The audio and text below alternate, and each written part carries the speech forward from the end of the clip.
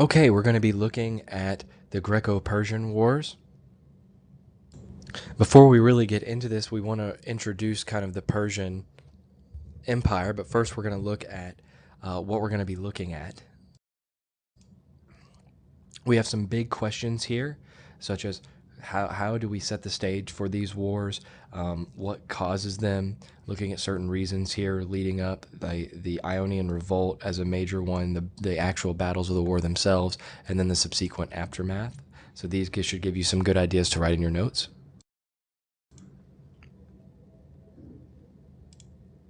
Looking at why they go to war, this gives you a really simple overview.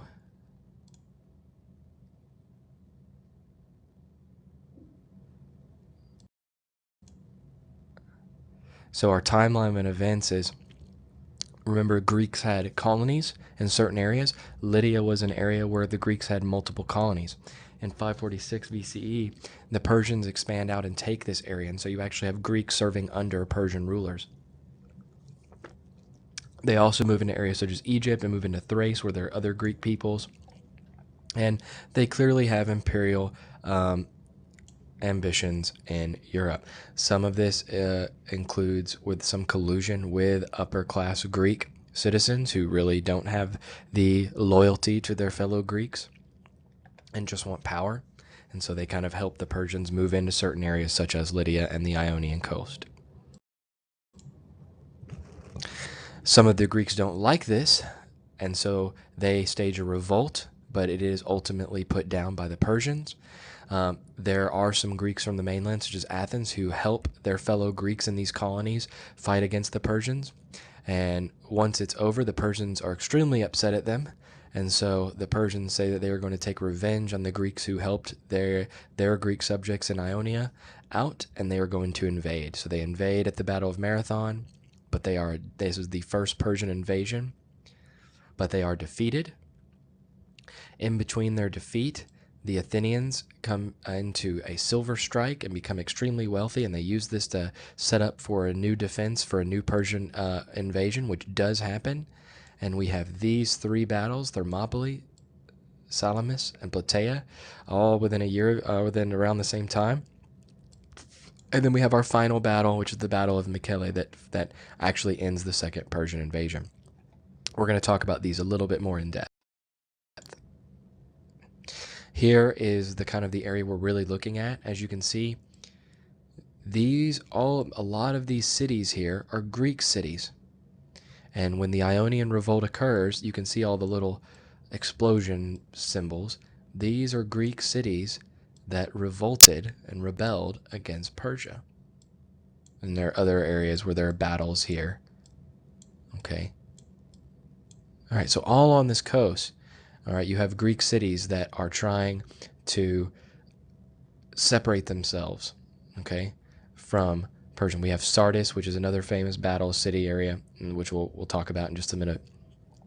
And then we have down here Athens, which comes to help. And another city that helps is Eritrea, which is right here. And they come to help as well. Okay?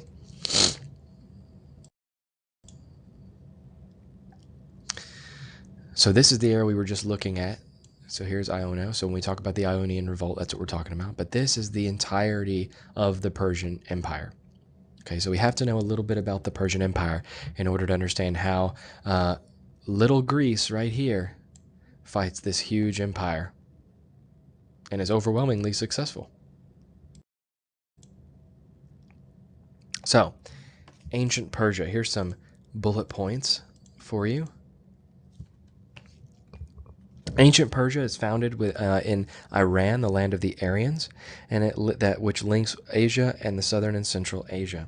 The Persians of southwest Iran are the ones who end up creating the largest empire the world had yet seen. They are heirs to the legacy of Mesopotamia, and they introduce distinctly Iranian elements and develop new forms of political and economic organization. There is scant written evidence from within the Persian Empire, and so this forces us to rely on the works of the Greeks, who as much as we love the Greeks, they were ignorant outsiders at best, and they were usually hostile. They didn't like the Persians from the get-go just because they weren't Greek, and so they tend to be pretty biased. And so this leaves us largely uninformed about the developments in central and eastern portions of the Persian Empire, although archaeology and close analysis of the few writings from within the empire can supplement and help correct the Greek perspective. Okay. So by the first millennium BC, we have irrigation made possible, which allows the expansion of agriculture in these areas. We have irrigation specialists laying out underground irrigation channels that prevented evaporation and used gravity to deliver water to the fields. Constructing these channels in vertical shafts this helped to give them access to demanded labor cooperation, and local leaders probably supervised the network in each district and expanded it when strong central authorities made it possible for large-scale labor organization. Royal authority and prosperity went hand in hand. Even so, human survival depended on a delicate ecological balance. Initially, before the Persians expand into Mesopotamia, they do not have a river to help them grow like the Mesopotamians and the Egyptians and the Chinese and the Indians did. Okay, so they have to expand out first. And luckily, developments allow them to expand agriculture within irrigation. Okay, and so this helps a little bit more. The mountains, which formed a barrier around the initial Persian settlement, they yielded copper, tin, iron, gold, and silver, and all of these were exploited on limited scale in antiquity, as well as wood for fuel, construction, and crafts, the hillsides being more heavily wooded than they are now. So clearly we have some climate change and some human-environment interaction there. With little agricultural surplus, export goods consisted largely of minerals and crafted goods such as textiles and metalwork. So, in discussions of ancient history, the term Iranian describes a group of people speaking related languages and sharing certain cultural characteristics. They lived in a broad area of Western and Central Asia, comprising not only the modern state of Iran, but also Turkmenistan, Uzbekistan, Afghanistan, and Pakistan.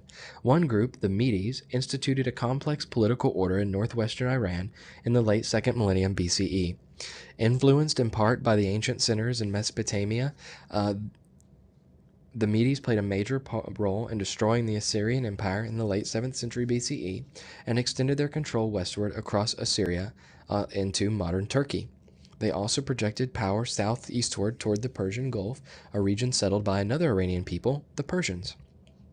The Persian rulers, called Achaemenids because of an ancestor named Achaemenes, cemented relations with the Median court through marriage. Cyrus, the son of a Persian chieftain and a Median princess, united the Persian tribes and overthrew the Median monarch around 550 BCE. And what you'll see is Cyrus is a very popular term, or popular name for Persian rulers. There are a few Cyruses.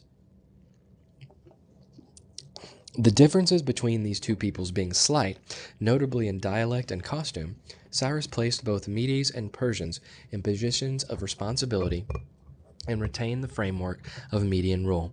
The Greeks could not readily tell the two apart. Patriarchal family organization among the Medes and Persians, like that amongst other Indo-European peoples, gave the male head of the household over family members. The warrior class dominated the other two social and occupational classes, the priests and the peasants. Noble warriors, the king the most illustrious among them, owned land and took pleasure in hunting, fighting, and gardening. The priests, or magi, supervised sacrifices and other rituals. Village-based farmers and shepherds made up the third class. Over the course of 2 decades, Cyrus redrew the map of Western Asia. In 546 BCE, he won a cavalry battle outside Sardis, in the capital of Lydia and western Anatolia, or modern Turkey. Reportedly, because of the smell of his camels, caused a panic among his opponent's horses.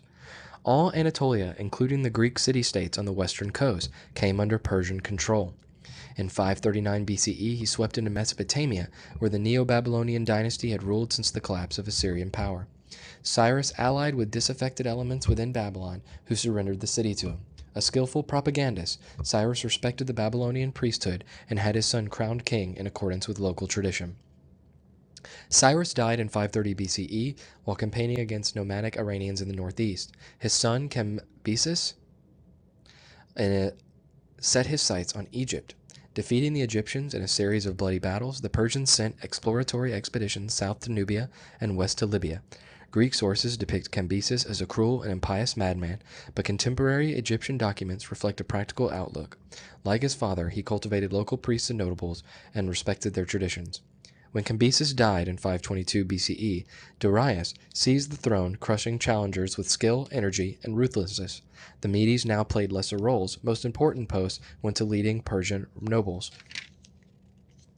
Darius extended Persian control eastward to the Indus Valley and westward into Europe, bridging the Danube and chasing the nomadic Scythians north to the Black Sea.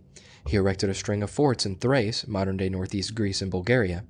In maritime matters, Darius dispatched a fleet to explore the route from the Indus Delta to the Red Sea and completed a canal linking the Red Sea with the Nile. The empire of Darius I, the largest the world had yet seen, stretched from Eastern Europe to Pakistan, from southern Russia to Sudan. It encompassed myriad ethnic groups and every form of social and political organization, from nomads to subordinate kingdoms to city-states. Darius created an organizational structure survived the remaining 2 centuries of empire's existence. He placed each of the empire's 20 provinces under a Persian satrap, or governor, usually a relative or connection by marriage. The satrap's court mirrored the royal court on a smaller scale. Governorships frequently became hereditary, so that satraps' families lived in the province governed by their head, acquired knowledge about the local conditions, and formed connections with the local elite. The farther a province was from the empire's center, the more autonomy the satrap had, since slow communications usually made contact with the central administration difficult. Darius prescribed how much precious metal each province owed annually to the central treasury. The satrap collected and sent it. Some went for necessary expenditures, but most was hoarded. This increasingly took precious metal out of circulation, forcing the price of gold and silver and making it hard forcing up the price of gold and silver and making it hard for provinces to meet their quotas. Evidence from Babylonia shows increasing taxes and official corruption, which may have helped cause a gradual economic decline by the 4th century BCE. Royal roads were well maintained and patrolled. They connected outlying provinces to the imperial center. Way stations sheltered important travelers and couriers. Garrisons controlled movements at strategic points such as mountain passes, river crossings, and important urban centers. The city of Susa in southwest Iran served as the imperial administrative center. Greeks and others went there with requests and messages for the king. It took at least 3 months to make the journey to Susa. For Greek ambassadors, the time spent traveling, waiting for an audience, and returning home could take a year or more. The king lived and traveled with numerous wives and children. Information about the royal women comes from foreign sources and is thus suspect, which means we're not sure how reliable it is. The book of Esther, for instance, in the Hebrew Bible, tells how King Xerxes picked the Jewish woman Esther as a wife, putting her in a position to save the Jewish people from a plot to massacre them. Greek sources depict royal women as pawns in power struggles. Darius married a daughter of Cyrus, and later the conqueror Alexander the Great married a daughter of the last Persian king. Greek sources also depict them as intriguers, poisoning rival wives, and plotting their sons' paths to the throne. The king's entourage also included sons of Persian aristocrats, who were educated at court and also served as hostages for their parents' loyalty, noblemen who attended the king when not on other assignments, administrative officers and employees of the treasury, secretariat and archives, the royal bodyguard, and courtiers and slaves. Long gone were the simple days when the king hunted and caroused with his warrior companions. Inspired by Mesopotamian conceptions of monarchy, the Persian king became an aloof figure of majesty and splendor, the great king, king of kings, king of Persia, king of countries. He referred to everyone, even the Persian nobility, as my slaves, and anyone who approached him had to bow down before him. The king owned vast tracts of land throughout the empire, some of which he gave to his supporters. Donations called bowland, horseland, and chariot land in Babylonian documents obliged the recipient to provide a military service. The paradiadem, meaning walled enclosure, the term has come into English as paradise, consisting of gardens and orchards belonging to the king or high nobility, symbolized the prosperity of the king and his servants. Tradition remembered Darius as issuing the laws of the king, appointing royal judges throughout the empire, and encouraging the codification of laws of subject peoples. As master of a decentralized empire, he allowed each people its own traditions and ordinances. The central administration was based in Elam in Mesopotamia, not in the Persian homeland. Sometimes, however, the kings returned to Persepolis, a ceremonial capital in the homeland, begun by Darius and completed by his son Xerxes. The palaces, audience halls, treasury buildings, and barracks, built on an artificial platform, took inspiration from Mesopotamia, where the Assyrian kings had created fortress cities to advertise their power.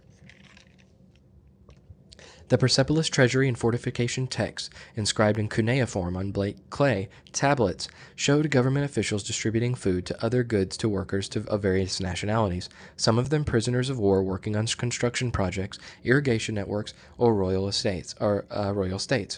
Women received less than men of equivalent status, but pregnant women and new mothers received more. Skilled workers of either sex received more than the unskilled. The relief sculptures on the foundation, walls, and stairwells at Persepolis feature representatives of the peoples of the empire, recognizable by distinctive hairstyles, beards, dress hats, and footwear, bringing gifts to the king. These images did not depict a real ceremony, but rather advertised the vast extent, abundant resources, and cooperative spirit of the empire. One scene shows erect subjects effortlessly shouldering a giant platform bearing Darius' throne. Similar scenes from the Assyrian Empire show the subjects staggering under the weight. Persepolis probably served as a setting for New Year's festivals, coronations, marriages, and funerals. The chief Persian deity was Ahura Mazda and was worshipped by the religion of Zoroastrianism. This religion recognized Ahura Mazda as God, and it seems certain that Darius and his successors were Zoroastrians. Questions surrounded the origins of this religion. Worshippers believed that Zoroaster wrote hymns called gathas, the dialect and physical setting of which indicate an origin in East Iran. Scholarly guesses place Zoroaster, his life, somewhere between 1700 and 500 BCE. Ahura Mazda, the wise lord, created the world according to Zoroaster. Angra Mainyu, the hostile spirit, and host of demons threaten it. In this dualist universe, the struggle between good and evil plays out over 12,000 years. At the end of time, good will prevail, and the world will return to the pure state of creation. In the meantime, humanity participates in this cosmic struggle, and individuals reap reward or torment in the afterlife according to their actions. The Persians also drew on pre-Zoroastrian moral and metaphysical concepts. Alive to the beauties of nature, they venerated water which they kept pure, and fire which burned continuously at altars. Bodily purity, a matter of intense concern, ceased with death. Zoroastrians exposed corpses to carrion eating birds and the elements to avoid selling the earth through burial or fire through cremation. Some earlier gods, such as Mithra, a sun deity and defender of oaths and compacts, retained a divine status despite Zoroaster's focus on one god. The Persians honored promises and telling the truth. Darius's inscriptions castigate evildoers as followers of the lie. Zoroastrianism preached belief in one supreme deity, maintained high ethical standards, and promised salvation. Expanding with the advance of the Persian Empire, it may have influenced Judaism and thus indirectly Christianity. God and the devil, heaven and hell, reward and punishment, the Messiah, and the end of time all appear in this belief system, yet the Islamic conquest of Iran in the 7th century CE triggered the faith's decline in Iran. Only tiny communities survive there now. Larger communities, called Parsis, live in South Asia.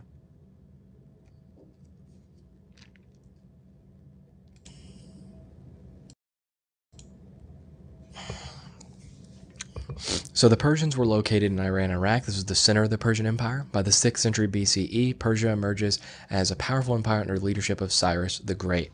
The next three Persian kings also add enormous territory to the empire, from North Africa to modern-day India.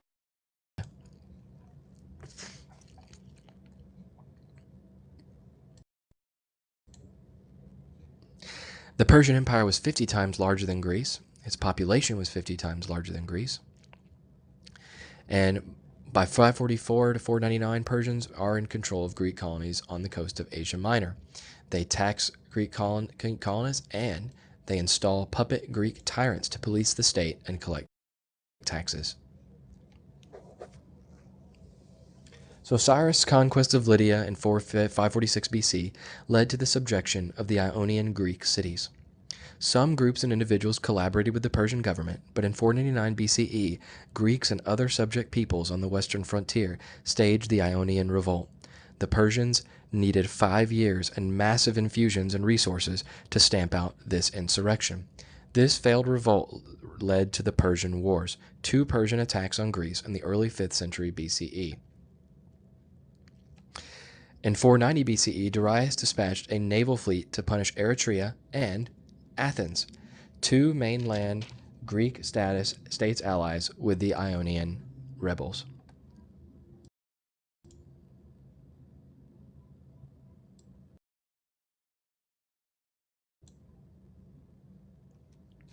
Disloyal citizens betrayed Eritrea to the Persians, who marched off the survivors into exile.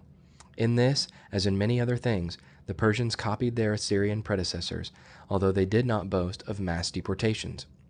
Athens would have probably suffered a similar fate if its hoplites had not defeated the lighter armed Persian troops in the sharp engagement at Marathon, 26 miles from Athens. The Battle of Marathon was a proud moment for the Athenians. The Persians attempted to sail around the coast to attack Athens, but they found the Athenians waiting for them under the leadership of the Greek leader Themistocles. The Persians are promptly defeated, and the surviving ones turn and head home. A runner is sent to run to Athens from Marathon, 26 miles into Athens, to proclaim Greek victory, mainly Athenian Greek victory. The runner runs all 26 miles, which is the length, if you figured it out, of the marathon race and where we get the marathon from. He runs all the way there, 26 miles, and as he runs through the streets of Athens, he screams, "Nike, Nike, Nike," which is Greek for victory. Legend has it that on his proclamation of victory and upon reaching Athens and reaching his mission after running straight for 26 miles all night, that he collapses and dies right there on the spot. We don't know that for sure, but that is the legend. And it is from this run that we now have the marathon race today. Following their defeat at Marathon, there is an intermezzo period, or roughly a 10-year break between major combat between Greece and Persia, though there is some things going on. For example, Themistocles, the leader of the Athenian forces, becomes a major general and then later a prominent politician. The Persian king Darius dies, and in his place his son Xerxes succeeds his father in 486. In 483, Athenians have a silver strike, and so they have to decide what to do with it. They know that the Persians are not going to let the defeat at Marathon be the end. They know that the Persians are coming back for their revenge. And so Themistocles pushes to put this silver into increasing the size of the Athenian fleet. And so they increase their naval fleet from 100 ships to 200. They build a new port of Piraeus, and then they also help reinforce a large wall across the Athenian peninsula. Mostly Themistocles doesn't want that to happen, but he kind of goes along with it. For the most part, he says, no, this money has got to go to increasing the power of the Athenian navy so that we can be ready for Persia when they come back.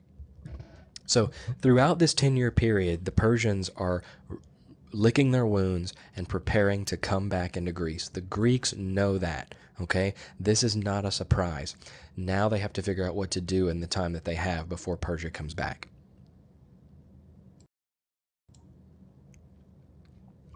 The ships that they build are called triremes, and here are some of their the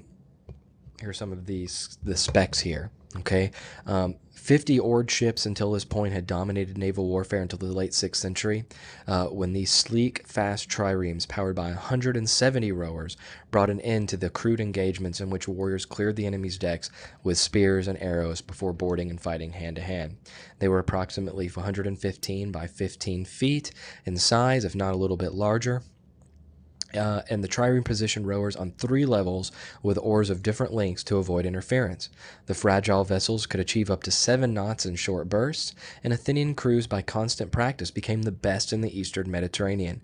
They disabled enemy vessels by shearing off their oars, smashing their hulls below, and the waterline with an iron-tipped prow, or forcing collisions by running around them in even ever tighter circles.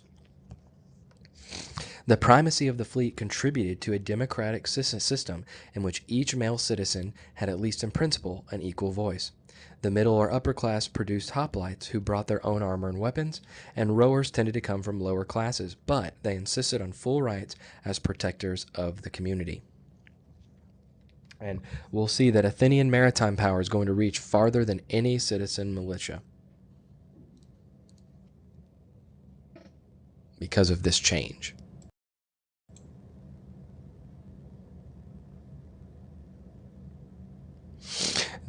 Athenian naval technology transformed Greek warfare and brought power and wealth to Athens itself, especially after the Persian Wars. Unlike commercial sailing ships, which over time had developed a stabler and more capacious round-body design, military vessels relied on large numbers of rowers. Having little deck room or storage space, these ships had hugged the coastline and put shore nightly to replenish food supplies and let the crew sleep. The trireme ends that, and they make it to where they can go long distances on the Mediterranean.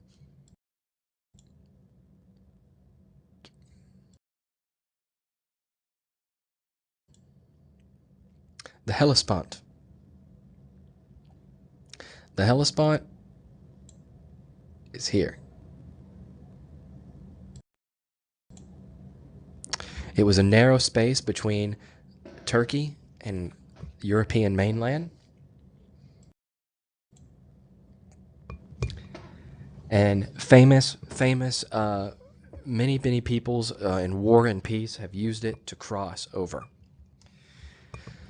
Within the 10-year period, Darius' son, Xerxes, had figured out the way he was going to do it. He was going to send a navy in the same way that his father did, but instead of going right across the Aegean,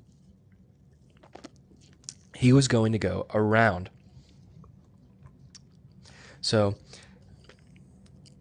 Xerxes succeeded his father in 486 and soon turned his attention to the troublesome Greeks. In 480 BCE, he gathered a huge invasion force, including contingents from all over the Persian Empire and a large fleet. Crossing the Hellespont, the narrow strait separating Europe and Asia, and traversing Thrace, the Persian throng descended into central and southern Greece.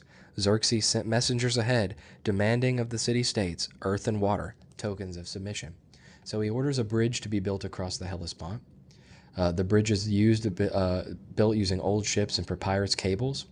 There are two bridges, 1 mile long. One bridge had walls for the animals to get across, and it took the Persian army itself 2 weeks just to cross this strait. All the while, his ships follow the army around the coast in order to provide food and water for them.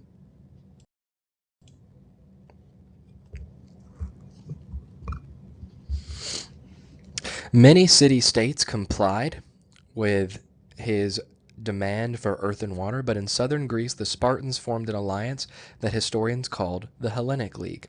At the pass of Thermopylae, which we'll get to, they are going to make a stand. Okay, out of 600 city-states, only 31 join this league. We have to remember the Greeks are not surprised. Okay, they knew this was happening, but they just weren't coming back, or they weren't able to become prepared enough in that 10 years, or were unwilling to become prepared enough.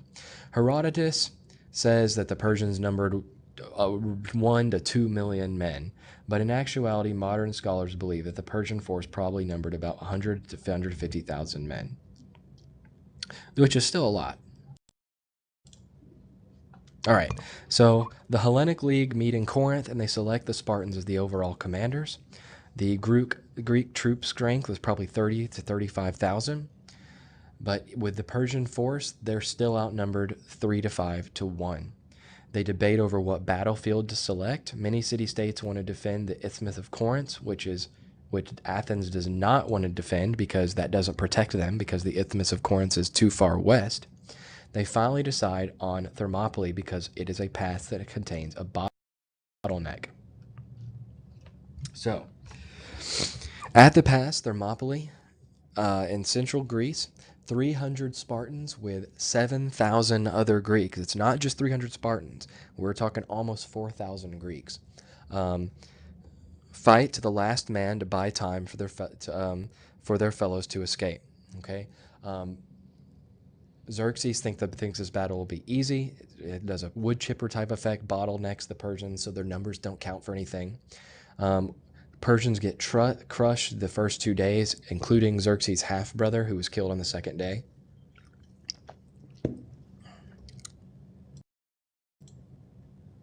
This is what it looks like today. It's eroded more, so it wasn't as large in the slope as it is today. There is a statue of the Spartan commander Leonidas that is here. And it says, go tell, there's an inscription on it that says something along the lines, let me see if I can remember it. Go tell the Spartans, stranger passing by, that we, according to their laws, lie. Here lie. Meaning that according to the law of the Spartan, that to come back with your shield or on it, if you weren't going to be victorious, then you need to die. All 300 Spartans stay. Some of the 7,000 Greeks do escape, but others stay with the Spartans and fight to the last man. But the 300 Spartans are always the ones that get the credit, but and credit is due to them, but we also need to remember that 7,000 Greeks also fought here, and that maybe not all of them died here. Some of them made an escape, but that many of them, more so than just 300 Spartans, made a last stand at Thermopylae to the last man to defeat the Spartan menace.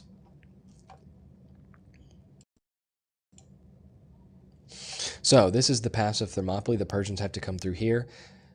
This is the path that the Persians take around. Their navy is also following the army around here. And at this point, they continue on. They keep going past while the Persian army deals with these Greeks. On the third day, Xerxes sends the immortals, who always numbered to 10,000, so it seemed like they never got fewer, and so they were immortal, and they get clobbered. Xerxes gets word from a local man named Ephialtes, depending on the translation, on a pass that leads behind the Greek lines. Xerxes sends his immortals, and the 1,000 Phocians blocking the path are taken out by the immortals. One does happen to get away and gets word to Leonidas. So we already have 1,000 Greeks, not Spartans, who are giving their lives here in this battle. Leonidas ends up sending all the rest of the troops home, except for 400 Thebans, 700 Thespians, and 300 Spartans. He sends them home so that they can get word to the other Greek city-states, okay, and make sure that they know that, okay, hey, we're about to lose this battle. You guys better get ready, because the Persians are still going to be coming through us. We're not going to be able to fend them off.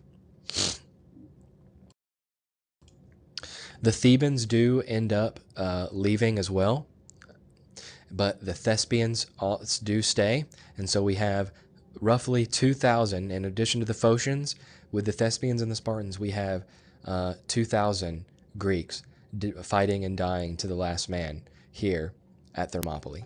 Okay, not way more than 300. This is horrific fighting. At the end of the battle, the body of Leonidas, the leader of the Greek force, is beheaded and mutilated, and the Persians continue to move south towards Athens.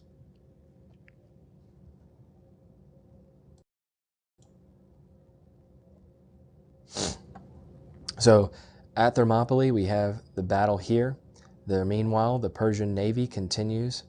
They divide into two groups. One goes around here, the other goes around here. And the Persian force moves through to Athens and then back around. Okay, the Persian force, the land force, does make it to Athens, and they burn it to the ground. But the naval battles are going to be where the Greeks deal a crucial blow to the Persians.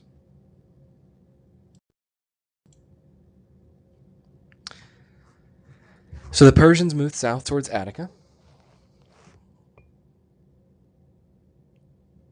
The Athenians evacuate Athens, and Athens is burnt to the ground, including the Acropolis, by the Persians.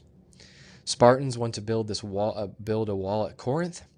Themistocles believes building a wall will be a big mistake, and he wants to continue to put efforts into the navy. He wants to sucker the Persians into a narrow bay at Salamis.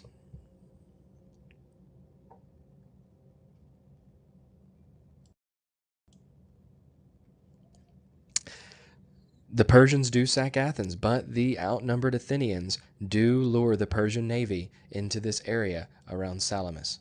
Okay, and where despite their numbers, the Persians are not able to maneuver because they have too many people. And so the Persians lose their advantage, and the Athenians administer a devastating defeat. So the Athenian navy, okay, together with some of the Spartans here, help to defeat the Persian fleet. Okay, notice here that the Persians are also with Phoenicians and fellow Greeks from Ionia who are fighting with the Persians against other Greeks. You also have an Egyptian contingent who's fighting here as well. Okay, this happens 7 miles from Athens, and this is a great Greek victory.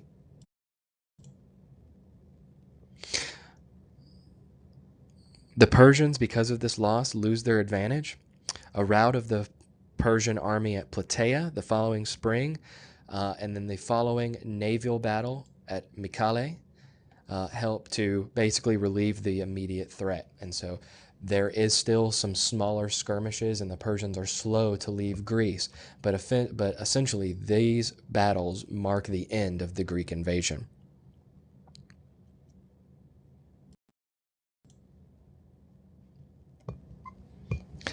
Athens' stubborn refusal to submit and the effectiveness of the Athenian navy earned the city great respect.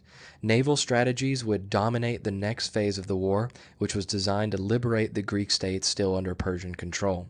This gave Athens priority over land-based isolation as Sparta. Remember, the Spartans really focused on fighting with soldiers, not navy. The Delian League is formed in 477 BCE, and it helps to bring many Greek city-states together to ensure that Persia would never again be a threat. In less than 20 years, League forces led by Athenian generals swept the Persians from the eastern Mediterranean and freed all Greek communities except those in distant Cyprus. So following this catastrophic defeat, the Persians no longer really pose a significant threat to the ancient Greek world. But they still exist as a major world power well into the Roman period. And so even during the Greek period, you still have Persians and the Greeks either fighting with each other or fighting together or interacting with each other politically. And we're going to see how later on Persia still has their hand in some of the Greek affairs, and they're still around. But their threat of them invading mainland Greece and really taking it under their wing, this threat never really ever comes around to fruition ever again. The most that Persians ever really gain is some of their colonies back. And we'll talk about some of this later on when we start getting into what happens in the aftermath of these Persian Wars. And we will be on to the next Greek presentation.